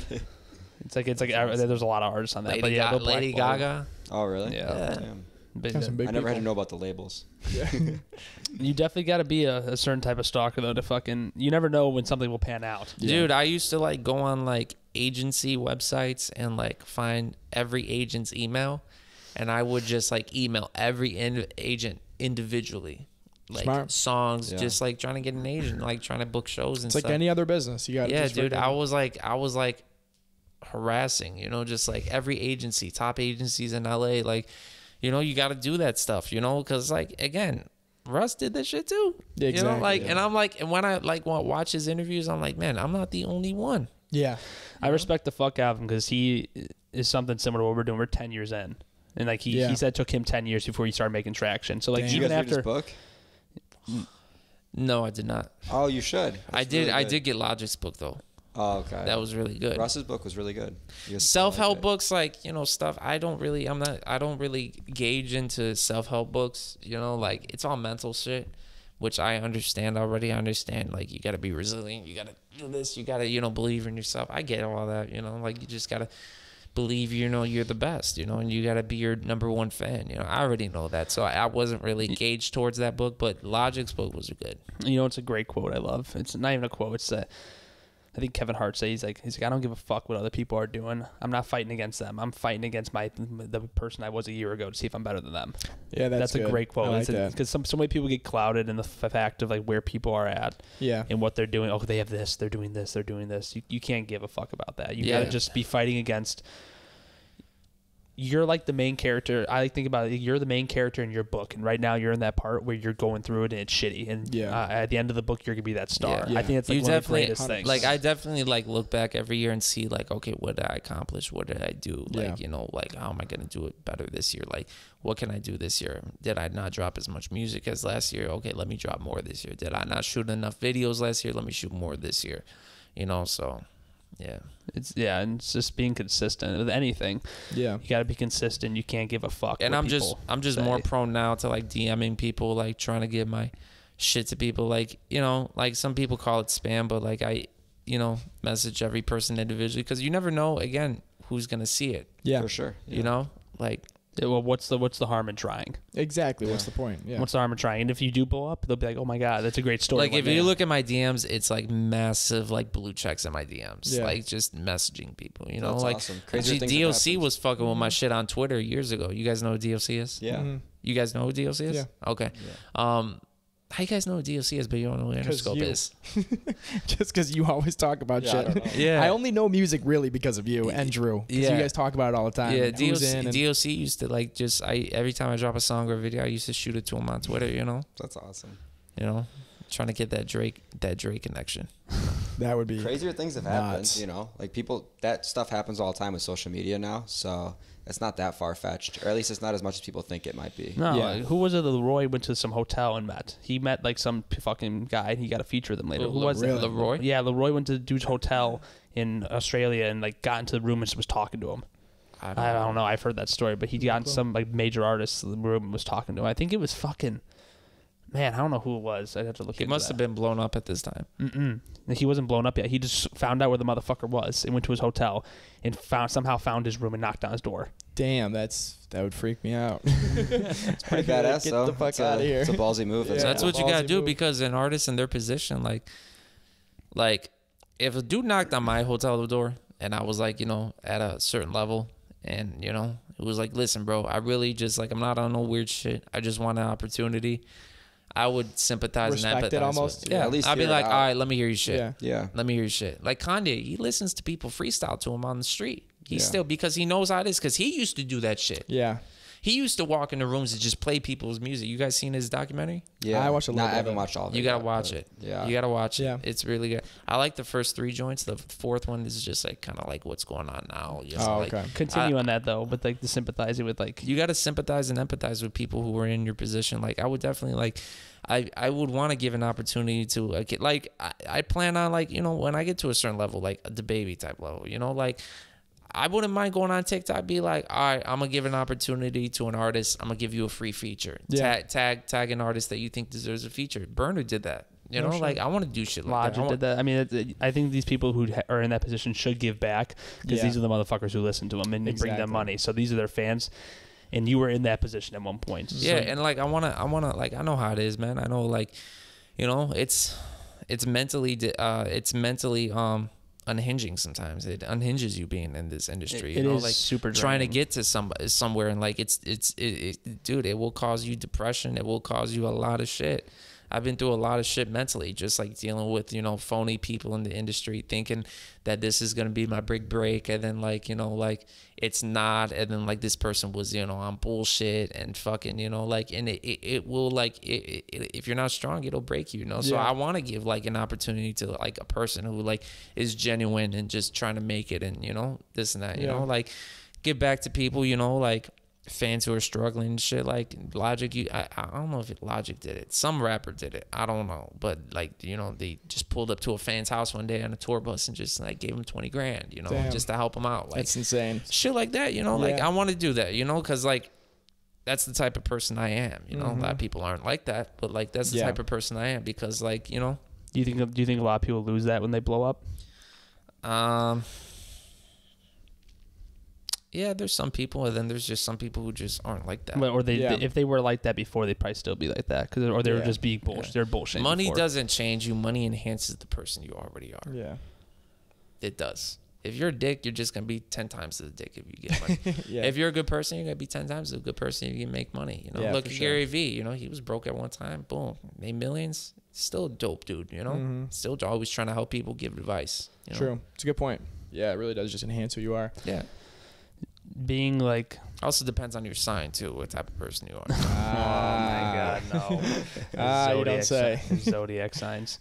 With people, it's like you want to give a chance to all these people. Then the probably the worst thing would be like, this isn't. It's just like some guy comes up to you, he's like, okay, this is. You're thinking in your head, okay, this is trash. Yeah. But it's like you gotta give him the constructive criticism, bro. You gotta keep. It's working. It's a good point. It's like keep working. It's like a lot of artists. Like even now, like I want to sign artists eventually one day, and just like I know I have a secret list in my phone of artists that I have my eye on. That's sick. Singers, R&B singers, rappers that I have my eye on that have pure talent, pure like rough talent. Yeah. You know, like just raw talent, and just like I have my eye on them. And I won't give that list to anybody because that's your list. That's my fucking list. Now you could probably do that now. I have a female singer that I got two female singers I got my eyes on. I got a rapper I got my eye on, and just, you know, if I get to that level, like, you know, like sign him. You know, once I get myself established, boom. You are good at that because he's the one who showed me Leroy at first. He's like, yo, check this kid out. I feel like you could help them now more than you might think. What's that? I feel like you could help them now more than you might think. Yeah, like, you have so much even experience. at my point, like once I'm at like the baby type level, Jack Harlow type level, that's when I'll start, like, you know. Maybe you gotta. I think you gotta focus on yourself first. You gotta focus on yourself because it is a job. Because a lot of artists who are established, who have record labels, they are so focused on themselves that they can't focus on their artists. Like me, I'm a multitasker though. I know how to multitask. But right now, like I'm focused on myself and where I gotta get. You know. Yeah.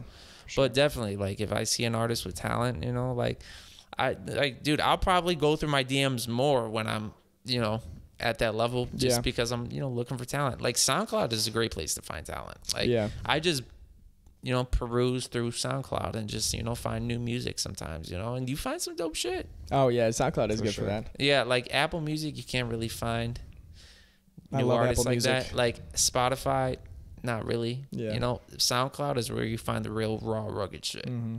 You know. Yeah. YouTube. It's a good talent scouter. SoundCloud. For sure. So what's next for you? What are you working on upcoming here? What should everyone look out for? Right now, we're planning the Blame On Me video for this Blame On Me single I dropped. And we are just dropping singles every 2 weeks right now. Nice. So where can everyone find you? You can find me on Instagram at Real Young Nero, TikTok, Real Young Nero, Twitter, Real Young Nero, Facebook, Young Nero. And yeah, I mean, eventually when I start streaming on Twitch again, Real Young Nero. Yeah. So yeah, Twitch is another like avenue that I want to take advantage of when I get to that level. For just like gaming, gaming. Yeah, you're gaming. Yeah, gaming. What are you playing? Warzone, Batman: Arkham Knight, GTA when they finally fucking release the new shit. Oh yeah. Red Dead, Mafia 2 and 3, Saints Row. The original Saints Row. Yeah, you ever play that? Yeah, Saints Row 3 I played. They got a little off the track. You gotta play. That game was great. You gotta play Saints Row 1. You ever play it? I played Saints Row 1. Yeah. You gotta play. Yeah, if you. I haven't played it in years. Oh, bro, it's the best fucking game. It's like a throwback to the early 2000s. If you were like trying to be a gangbanger or a rapper in like the early 2000s, is the best game for you. Yeah. Yeah, it's a really good game. Saints Row, fucking, what else do I be playing? Assassin's Creed. Oh, that game's fun. Fucking Which one? all of them. All of them? All of them, really. I like all of them. Yeah. Yeah. If they got a new one, I'll play it, you know. I really like Brotherhood. I don't think I played that one. Oh, is that the one? It's the one where Yeah, I like Ezio. Ezio's yeah, the that's best assassin. Yeah. Best assassin on his Michael Corleone shit. Yeah, that'd be the shit. I would Oh, love to be Godfather. I never played that. You never played that? Oh my God, 1 and 2 best games. Did you play Mafia 3? Yes, That played game was all of fun. them. Yeah. I played the definitive versions too. Really good. Yeah, dude, you go back to Godfather if you can get like. That is a fun game. If you actually. get, if you still have like a PS3, get Godfather. It is Yeah, actually not sick. You like start in the Corleone family, and you have to take over all the other families. It's Oh, actually that's fucking. sick. You start as an associate. and the missions are you have to fucking take. Eventually, you start taking. You evade the compounds, and then you have to kill the compounds. And you take them that's over. sick. Yeah, It's you actually take fucking over dope. businesses. You extort shopkeepers. You know, Throw them through windows. You take over that game was- rackets. that game was super, actually, like fucking super good for its time. It was really good. I really hope like one day someone's like, yo, let's remaster this. You know? That would be sweet. Even the if they second remastered one some of was those old ones, the second one was really good because in the second one you were a Don, so then you had like, you know, Don controllable abilities. Yeah. You know, but was that like, one any good or no? I never it's played pretty that one. good. Yeah, it's pretty good. You roll around with like, you know, your crew and shit, you know, party of 4 and shit, just fucking wreck shit. You send dudes on jobs. You fucking, you know, you don't like this dude in your family no more. You get him whacked, you know. It's really good. It's really good. I liked it. Like those are the type of games I would play on Twitch, you know. Yeah. So That'd be a great fucking job. I would love that to be a Twitch streamer? dude, Yeah. I Drake could so would see make you doing that. extreme money on Twitch. I'm surprised he Oh, doesn't yeah. stream Make on extreme. Twitch. I think he streams him playing poker. Yeah, Oh, yeah, but it's does like he? who wants to watch poker? A lot of people. A lot of people. You'd be do. surprised. Yeah, I guess. I like. And when he's betting $100,000 a hand, you're like, this is insane. Yeah, like I see a lot of YouTubers who are like gamers and then like they rap on the side, you know, and then like I'm like, bro, that's a dream. Like gaming and rapping, easy money. Yeah, Easy fucking money. Twitch. Easy money, like, you know, you're not on tour, you know, you don't got an album out, you know, you got some residual money coming in. Fuck it, let me Twitch today. Do you know how much Twitch paid Logic? Dude, what, like 15, 10 million? 10, 15 million, something like Oh that. my God. For what? Just to Exclusive. Let's fucking go. That's Exclusive on big Twitch. money. And he's like making one money from streaming. time streaming or Let's whatever. fucking go. No, for like Christ. for him to they signed him like a deal to exclusively stream on I don't Twitch. follow I any like of that Logic. stuff, so I have no idea. So he just has to do it like every day or what? Like I don't know, but like when he does stream, it's exclusive. So he has like probably a yearly deal. okay. Like for 6 years, you're gonna stream on Twitch only. Yeah, It's I like what like they did with like Ninja. They signed him to Mixer. That guy got a bag off that because the Mixer shut down. He still got the money. yeah, oh no way. Ninja. Oh, Ninja. yeah, I like Logic. I think he's a cool dude. People shit on him for no reason. He's the most nicest dude ever. If his music's not your taste, the guy's personality, he's trying to help people. His whole fucking his whole image is positivity. self positivity and good image for yourself. You want Why to do I real like him. I never even heard anyone. A lot like of people not shit like on You him. never heard of his music? No, why do people not like him? A lot I of people said. shit It's on just him. I like because him. like you know, They think he's a cornball. he's a dad. He's like they say he's corny and shit, but he's a dad, dude. He's just trying to. You gotta understand. If you read his book, you wouldn't understand. Like I got the audiobook, and I'm like, I went through that shit in like 2-3 days. That dude has a crazy come documentary up. that they made about him too. That was really good. Yeah, like dude, he's just like he came from shit, bro. He's just a dude who grew up in a trashy fucking environment, and just like he had some normalcy in him, and he just didn't want his family to experience that. You know, like look at Eminem. You know, like he came up in a fucked up ass environment. Look at him. His family looks like, you know, like normal, like y'all. You know, like normal. His daughters went to college. You know, his brothers set up. You know, like it's a normal family. His daughters live normal lives. They're married. Like normalcy. Yeah. You know, like he ain't doing no fucking rapper like shit, like getting it, like shooting people and like, you know, in the club throwing ones and shit. You know, like he's just normalcy. There's just certain people, they come up and they have normalcy implanted in their brain, and then like they just want a normal life. Like Logic has a kid, he has a wife. This is what he always wanted. He's just a normal dude just trying to live normal life. Ain't no wrong with that. I like that. That's what I want. Yeah, that's a good point. Cool. You know, like some people just like, again, money enhances the person that you already are. It doesn't change you, and enhances the person you already are. Yeah. That makes sense. Yeah. You know? So if you know, you're a street motherfucker, it's just going to enhance your fucking street shit. You know? And if you're just a normal motherfucker, it's going to enhance your There is kind of like a weird thing with that. Those people who do come from shit, it's like they almost have a grind to them that people who have had stuff just kind of don't have. Like those people, like 100%. these street dudes who come from, they blow up. and they were hustling on the street selling drugs like that. Like all that shit kind of applies to like they're businessmen in themselves, kind of. I mean, they had to hustle to get there, so like that same mentality applies to anything they do. And some of them, some people just fuck with them just because they're street dudes, so it's easier for them, you know. Yeah, that's true too. It's a good image. Yeah, it's a good image. It's a brand. Ray, is that a new tattoo? Yeah. On your knee? Yeah. What is it? It's a little skeleton dude smoking. A little skeleton dude. Check out this shit. I can't really. I don't have my glasses on. What is it? Explain it to me. It's Dragon Ball. Are you serious? It's Gogeta and Broly. You never seen Dragon Ball? Oh my god. And then you never seen Dragon Ball? What about you? No. Bro. Oh my god, they're such lames. When did you get this?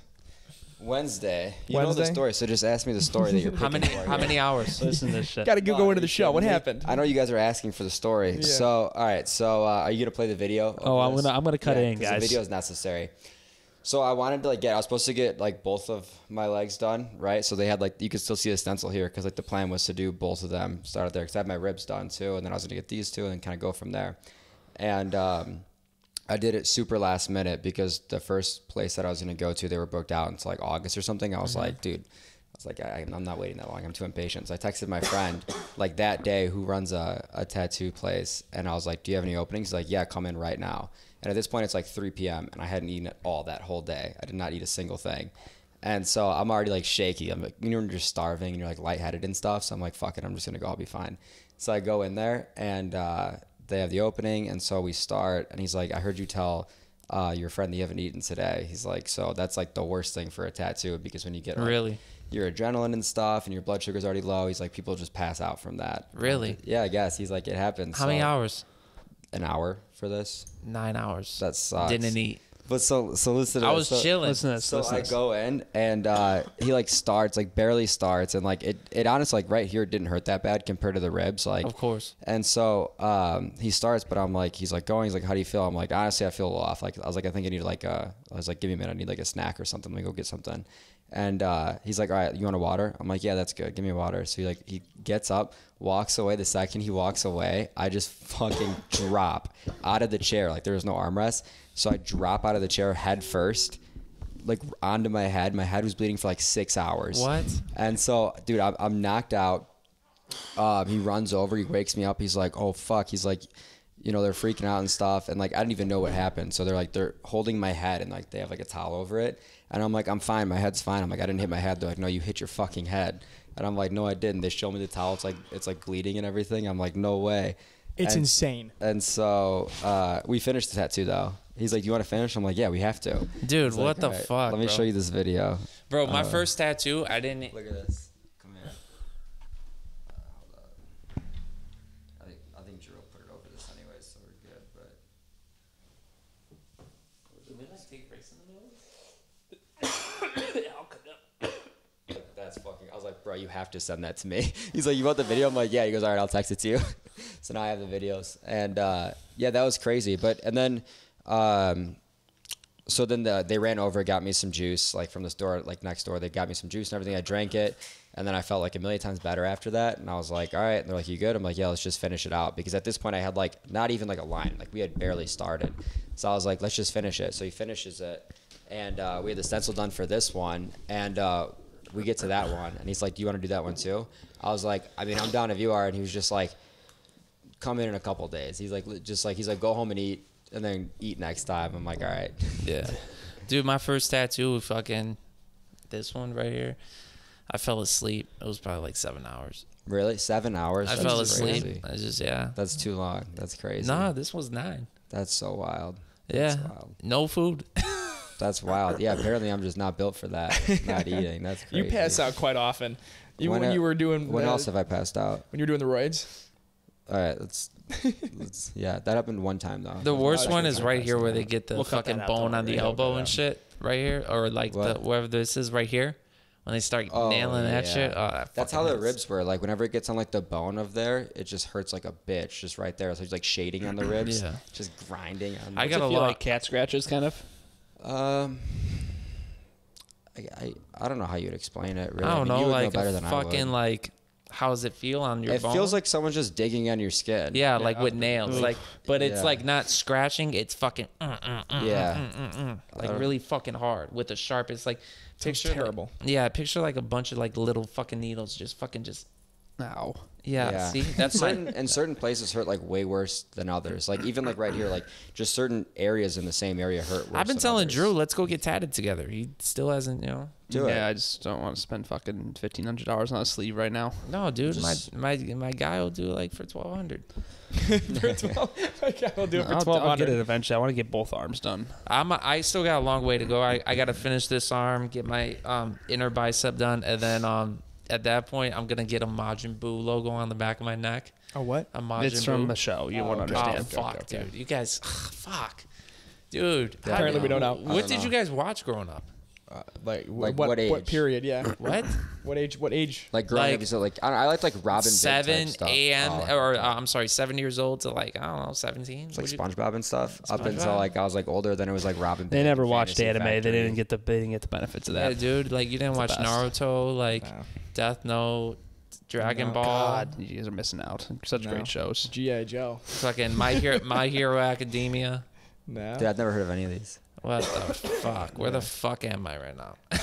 No, yeah, never watched this. Yeah, nothing. Dude, trust me. Watch Dragon Ball Z. Maybe we can get into anime soon. It's Like, you know who- everyone in our think friend I group would is like besides it. these Yeah, two. literally. Yeah. Yeah, bro. Like you guys gotta like. I'll try it. I feel haven't bad had for the you. Best one to start with is Death Note because that one's like fucking crazy. Very fucking good. Oh my god. That's the first one I got him on. He was never into like other anime besides Yeah. Dragon Ball, and I'm like, dude, you gotta watch Death Note. You don't understand. It's like the best What's anime. good about it? It's about Go ahead. the show is about he basically there's like these like death demons like a death demon and like it's about this kid who's in high school. A Diagami. Yeah, that's what it's called. But and then it's about the kids in high school, and all of a sudden he sees a notebook fall from the sky, and he picks it up and he just starts to say, "What the fuck's this notebook?" And basically, this notebook, any person's name he writes in it, they die. And you can be specific Damn. in how they die. Yeah, and it's just about this whole thing about he turns into this fucking That's Drew's just dream. killing everybody. this he's is just Drew's dream. He's just killing everybody, and just like, it's about this whole thing about That's this crazy. crazy detective trying to hunt him down. And- it's and the best show. And while ever. he's doing it, he has this demon or a Diagami who Shinigami. or Shinigami, who oversees him and basically No one else can see him unless Sets him. they touch the notebook. Yeah. And they, Oh. it's just like, and there's like other ones that there's other notebooks in there in the world, and like, it's just about like him versus this detective who's just this crazy detective that is just trying to find him and is just figuring out the plot and how these people are dying. If you're gonna watch one, watch that because it's super serious and it's actually like from the first episode you're hooked. It's very dark. It's super dark. And it's very suspenseful, which is good. Like every episode, you're like, oh shit, what happens next? Yeah, I remember I was watching them. I'm like, are you into it? And he's like, I come in the next day. He's like, I finished it. Like it's done. I feel bad if you guys start watching Dragon Ball Z because there's so much to cover. You guys are gonna binge watch and like not like 600 episodes. like Is and, it like, really? and 300 of them are just fillers. Like Yeah, they won't get that unless they watch it. yeah. What are you guys watching now? Like TV show wise? We Crashed. We both Yeah. just watched that one. It's so good. Weed Such a Crashed? good We show. Crashed. What's It's that about one about? WeWork. It's about like Do you guys know this one well?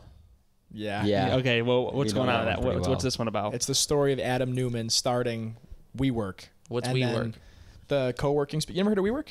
Wow. It's a Wow. co-working space. Wow, he's never heard of WeWork. Wow. What did you Where do are growing we? up? Where are we? WeWork is a co-working space where like startups and larger companies can go and buy office space, shared office space. Okay. Basically. They got kombucha on tap, beer on tap. It's like a really cool co-working environment. But this guy was like an insane visionary. Adam Newman sold the dream, and he wasn't just doing office space. He was changing life, and he's a very like just fucking amazing co-founder. But it's the whole story of him building up this massive company. They ended up being valued at like $47 billion at one point, but he was kind of delusional in a lot of the things that he did, and it's the story of him kind of coming up and They went to kicked out as a IPO CEO. and they were insanely overvalued. They said they were valued at like $47 billion, and then whenever people went through their books, they were really valued at like $3 billion, which is still super impressive, Insane, yeah. obviously. But the IPO like just like crashed. They kicked him out of the company. He's still a billionaire, but Yeah. it's like a really interesting show to watch. Fuck just, it. Crazy just watching show. him, and like he literally built this massive company just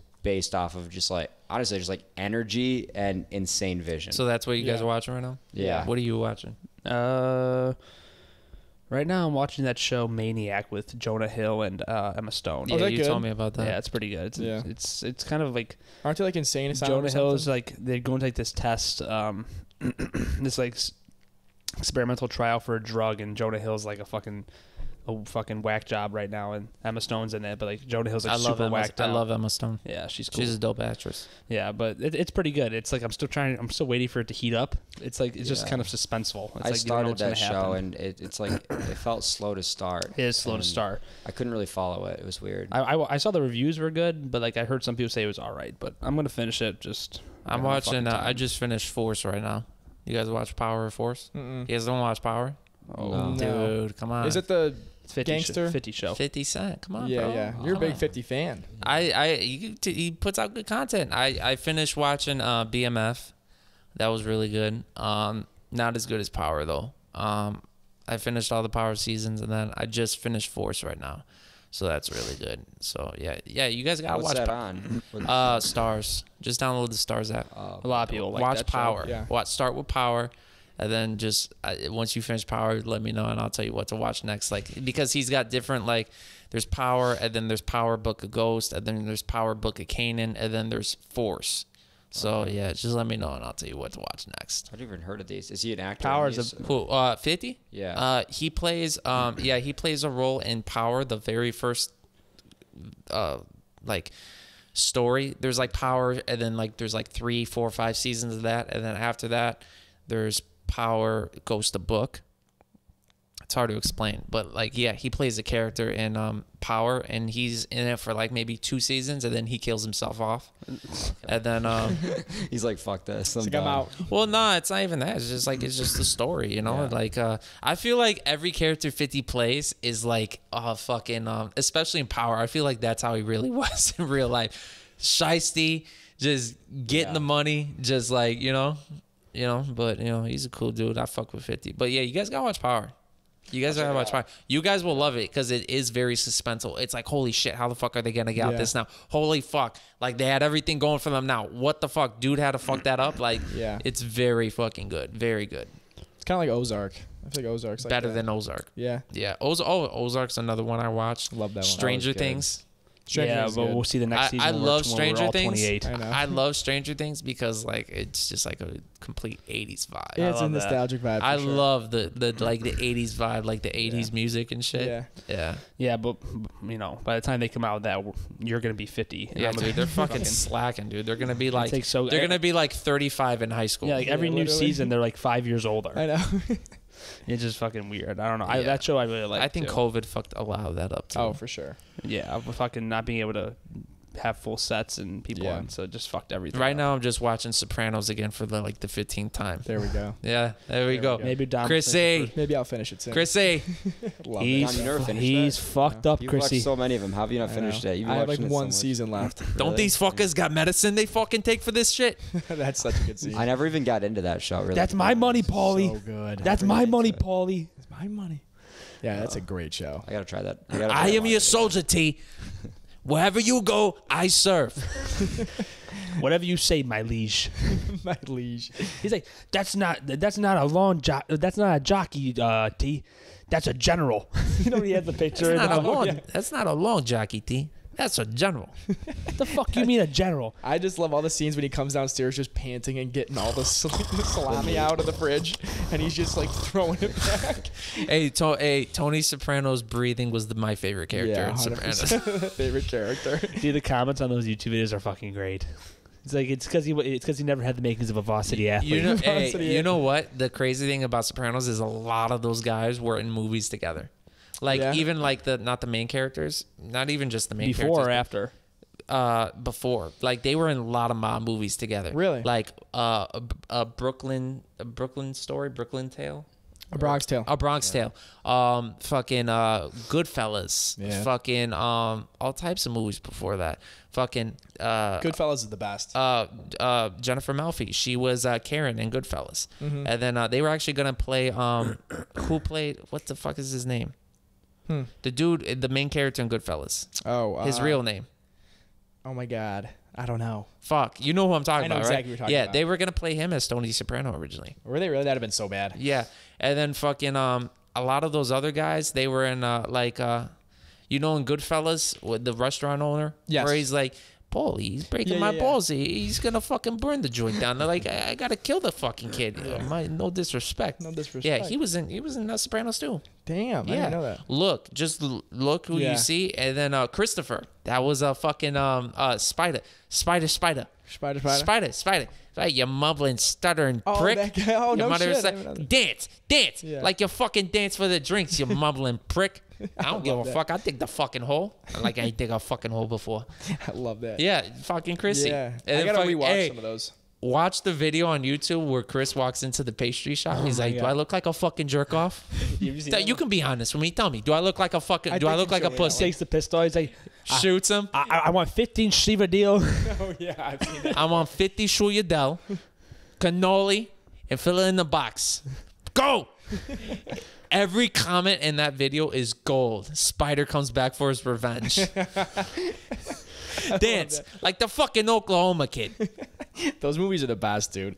I gotta rewatch some of those. What'd you think of the Irishman? I liked it. It was pretty good. It was long. I definitely took 2 days. To I watch think it was but okay. good. I think it I was. couldn't get through it. It was okay. It wasn't anything like crazy. It wasn't classic. No. But it was good. It was good. Worth the watch.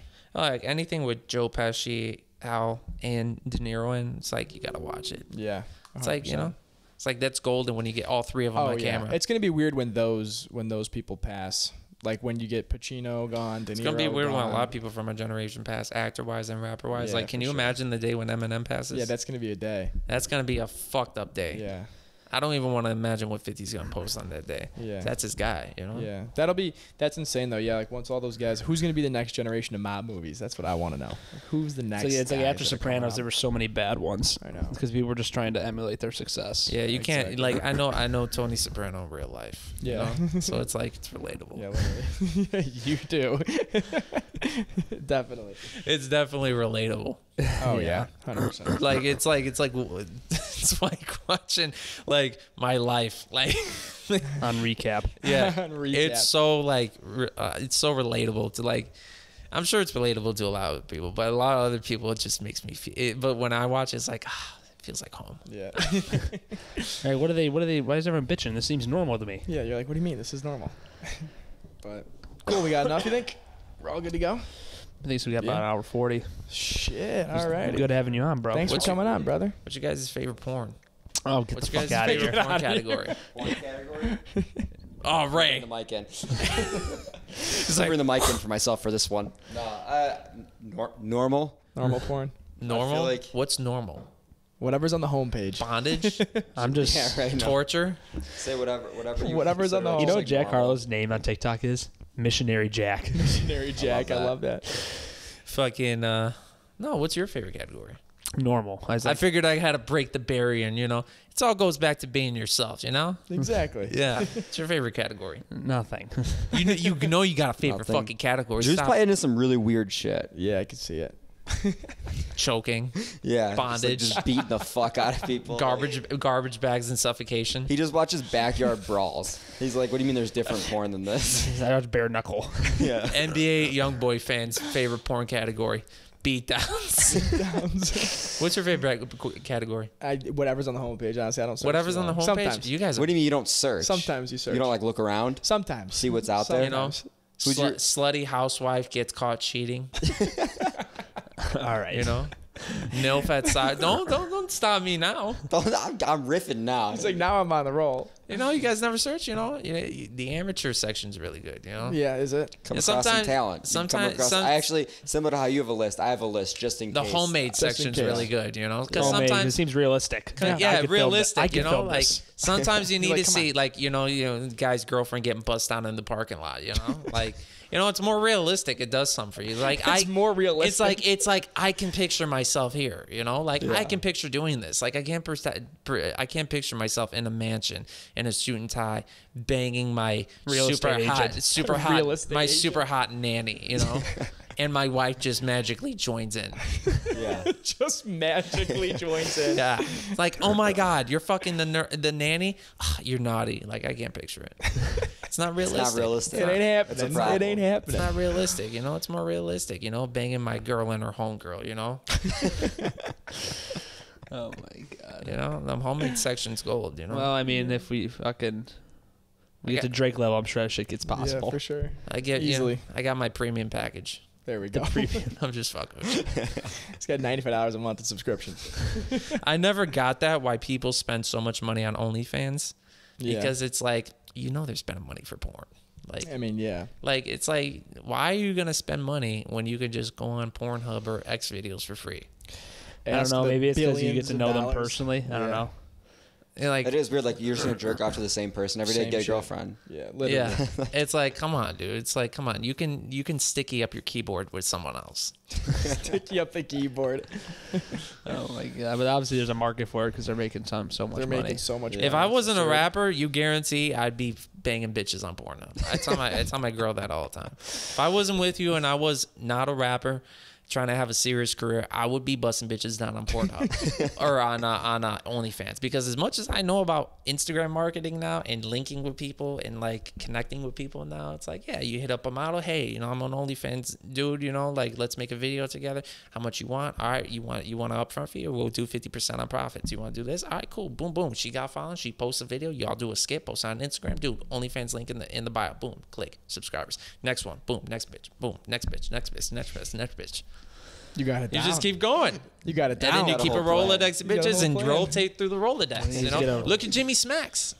You Don't guys know know. who Jimmy Smacks is? No. Ah, bro, he's like the OnlyFans king, bro. Oh, really? Yeah, it's this dude who lives in Miami. He's got a penthouse, always posting skits of like chicks on Instagram and shit, you know, and like, yeah, bro. I haven't personally subscribed to his OnlyFans because I don't believe in tricking off. So, you know. But yeah, dude, that dude's living the dream, banging chicks, riding around in Maseratis and Rolls Royces. Seems like the life, eh? Can't knock it. Can't knock it. Can't knock it. Can't knock it. Well, cool, bro. Thank you for coming on. Dom's all Appreciate you. nervous. Dom's like this. Anytime. Oh, what's your social so people can Yeah, find one more you? time. Again, follow me at Real Young Nero on TikTok, Instagram, Twitter, Facebook, and you know, eventually Twitch when I start streaming again. But yeah, you know, new music dropping every 2 weeks. Stay in tune. And maybe OnlyFans at Real Young And maybe Nero. OnlyFans. And maybe Busting him down on OnlyFans. OnlyFans. The way he just explained it might be coming sooner than Twitch. We'll see. The X-rated version of the videos. Yeah, exactly. Seems like there's a lot of passion behind that one. Literally. All right, bro. Cool. Nice having Sweet. you on. Thank See you, bro. guys. Appreciate it, man. See you guys.